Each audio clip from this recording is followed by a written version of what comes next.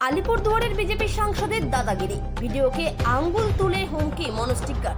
ত্রাণ বন্টন নিয়ে মাদারিহাটের ভিডিওর সঙ্গে বচসায় জড়ালেন। আঙ্গুল উঁচিয়ে টেবিল চাপড়ে ভিডিওর সঙ্গে হম্বিতম্বি আলিপুরদুয়ারের বিজেপি বিধায়ক মনস্টিকার। ভিডিও ইতিমধ্যে সোশ্যাল মিডিয়ায় ভাইরাল। ভিডিওর সত্যতা যাচাই করেনি সংবাদ মাধ্যম, যা নিয়ে নানা মহলে উঠেছে সমালোচনার ঝড়। সম্প্রতি ডুয়ার্সে হাতির হানায় মৃত্যু হয় মা ও মেয়ের। তাদের মৃত্যু নিয়ে অভিযোগ জানাতে গত 29 অক্টোবর মাদারিহাটের বিডিও অফিসে হাজির হন আলিপুরদুয়ারের বিজেপি সাংসদ মনোজ টিক্কা। মৃতের পরিবার ক্ষতিপূরণ কেন পাচ্ছেন না এই প্রশ্ন করায় বিডিও নিজের মতো যুক্তি সাজান। তা শুনেই ক্ষিপ্ত হয়ে ওঠেন বিজেপি সাংসদ। রীতিমতো আঙুল উঁচিয়ে টেবিল চাপড়ে নানান কুকথা বলেন তিনি। পাশাপাশি 4 অক্টোবর উত্তরবঙ্গের প্রবল বৃষ্টির ফলে যে বিপর্যয় তা নিয়েও প্রশ্ন তোলেন মনোজ। বলেন, চা বাগানের বহু শ্রমিক পরিবার বিপর্যস্ত, তারা এখনো পর্যন্ত ত্রাণ সামগ্রী পাননি, একটি ত্রিপলও দেওয়া হয়নি।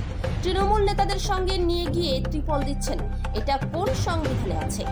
আমি আপনাকে কতবার বলেছি বিপর্যস্ত মানুষগুলির ত্রিপল চাই, কিন্তু আপনি তো দেখছি বিডিও অফিসকে পার্টি অফিসে পরিণত করেছেন। ভিডিওগিরি দেখতে হলে ভিডিওগিরি খুলুন, তা না হলে তৃণমূলের পতাকা হাতে নিয়ে ঘুরুন। দেখুন, দীর্ঘদিন ধরে মাদারিহাট ব্লকের ভিডিও আমাদের যারা নির্বাচিত প্রতিনিধিরা আছেন, বিশেষ করে পঞ্চায়েত সমিতি, তাদেরকে বঞ্চিত করে চলেছেন। আমিও অনেকবার গিয়ে তাদের দাবি দাওয়া নিয়ে ভিডিওর সাথে কথা বলেছি। উনি শুধু আশ্বাস দেন। অনেক পঞ্চায়েতের এলাকাতে জল ঢুকেছে।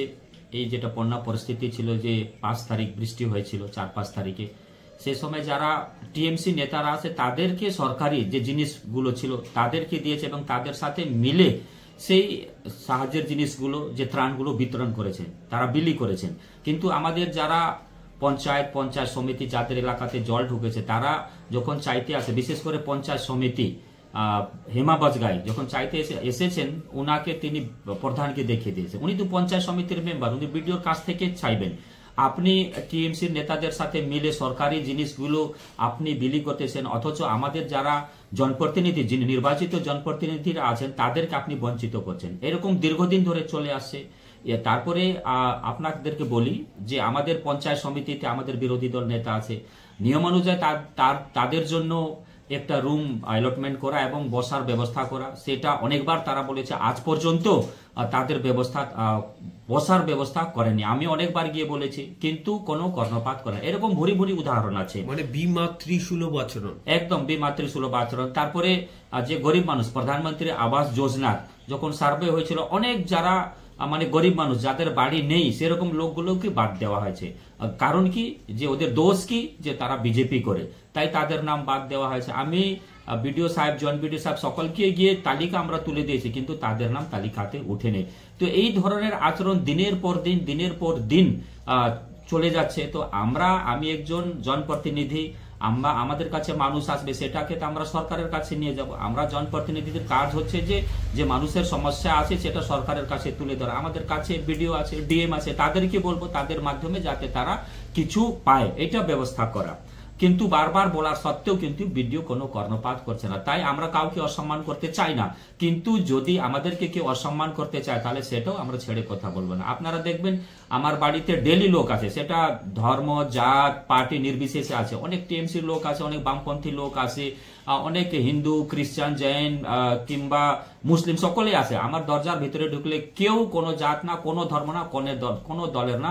আমি জনপ্রতিনিধি আছি, তাদের সমস্যা নিয়ে আমার কাছে আসতেই পারে। আমার কাজ হচ্ছে আমার যত ক্ষমতা থাকবে সে ক্ষমতা অনুযায়ী তাদেরকে সহযোগিতা করি। কিন্তু আমরা বর্তমান যে শাসক দল আছে এবং যারা বিডিও আছে, ডিএমরা আছেন, তারা কিন্তু আমাদেরকে কোনো সহযোগিতা করেন না। তাই বাধ্য হয়ে ওনাকে কড়া কথা বলতে হয়েছে। কেননা বারবার আমাদেরকে অসম্মান করেছে, আমাকে অসম্মান করেছে, আমাদের জনপ্রতিনিধিদেরকে অসম্মান করেছে। আর সেই জন্য আমাকে কথা বলতে বাধ্য হয়েছে। আমি ওনাকে কোনো অসম্মান করিনি, যেটা ন্যায্য কথা ছিল সেই ন্যায্য কথাই আমি তুলে ধরেছি। সেদিনকে একটা প্লাস্টিক বা পলিথিন নিয়ে একটা কথা হচ্ছিল। নিশ্চিতভাবে দেখুন, অনেক চা বাগানে ছাদ ফুটো আছে, সেখান থেকে জল পড়ে। এবার বাগানের লোকেরা কাজ বাদ দিয়ে বিডিও অফিসে এসে সেই তারপরে নিতে পারেন। আমরা বলেছিলাম যে আমাদেরকে যদি আপনারা দিয়ে দেন, কিংবা আমাদের যারা এলাকার জনপ্রতিনিধি আছে, পঞ্চায়েত আছে, পঞ্চায়েত সমিতি আছে, তাদের হাতে যদি আপনারা তুলে দেন, তাহলে তারা তাদেরকে দেবে। কেননা তারা যারা বর্তমান শাসক দলের জনপ্রতিনিধি আছেন তারা তো তাদেরকে দেয় না, তো যাবে কোথায়? তো আমাদের কাছে আসে, আমাদের দায়িত্ব আছে সেটা তাদেরকে পাইয়ে দেওয়া। উনারা বলেন যে না তাদেরকে পাঠিয়ে দেওয়া, এটা তো ক্ষমতা মানে কারো ক্ষেত্রে মানে না সক্ষম নয় যে ওরা কাজ বাদ দিয়ে এখানে আসবে। 250 হাজিরা আছে, একদিন তার আসা যাওয়া একটা খরচ আছে, হাজিরা বাদ যাবে, যাতে তারা নিজের স্থানে পায় সেটা আমরা বলেছিলাম। কিন্তু বারবার বলার সত্ত্বেও কোনো কাজ হয়নি, তো ফলে বাধ্য হয়ে আমাদেরকে সেদিনকে করতে হচ্ছে। এরপরে নভেম্বর মাস যাক, ডিসেম্বর মাস যাক, আমাদের পার্লামেন্ট শেষ হবে, আমরা 10,000 লোক নিয়ে বিডিও অফিস ঘেরাও করব, ঠিক আছে? আর তারপরে কে কত জলে আছে আমরা দেখিয়ে দেব। এরা বারবার বলার সত্ত্বে আমাদের কর্ণপাত করে না যে ভারতীয় জনতা পার্টি বিজেপির যে আলিপুরদুয়ারে কি ক্ষমতা আছে সেটা আমরা দেখিয়ে দেব, মাদারিহাটে কি ক্ষমতা আছে সেটা ভারতীয় জনতা পার্টি বিজেপি আলিপুরদুয়ার এবং মাদারিহাট দেখিয়ে দেবে। ডব্লিউবিসিএস অফিসারের উপরে যে হিসাবে একজন জনপ্রতিনিধি, উনি নাকি আলিপুরদুয়ারের সাংসদ, উনি নিজের পাওয়ারটা দেখাইছেন। এদের মাথা পাগল হয়ে গেছে। এবং এর আগে আমরা দেখেছি কুমারগ্রামের বিধায়ককে 70 বছরের একজন বয়স্ক লোককে ধাক্কা দিয়েছে, 2 প্যাকেট মুড়ি নিয়ে ত্রাণবিলির নামে গিয়েছিল। ওখানে 300টা বাড়ি, 3টা বাড়িকে দেওয়ার জন্য জায়গা ছিল না, বিরাট ত্রাণ নিয়ে ওখানে গিয়েছিল। তো মানুষ ওকে কোশ্চেন করেছে, 5 বছর আপনি কোথায় ছিলেন, 5 বছর কি কাজ করলেন?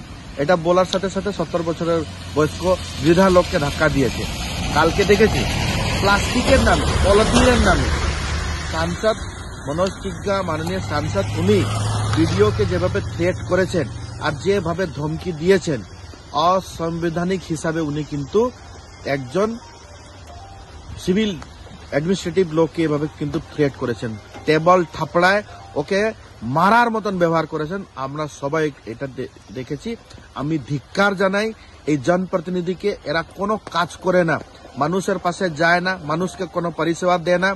এই যে ফ্লাড গেল, ফ্লাডে এরা কি করলো? কত ত্রাণ দিল? কত লোকের কাছে গেল?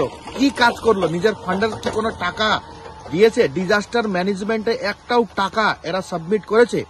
আমার অ্যাকাউন্ট থেকে আমি 1 লাখ টাকা ডিজাস্টার ম্যানেজমেন্টকে দিয়েছি মানুষের পরিষেবার জন্য, এবং আমাদের অনেক সাংসদ এমএলএরা ডিজাস্টার ম্যানেজমেন্টকে দিয়েছে। ওরা কি দিল? কিচ্ছু দেয় নাই।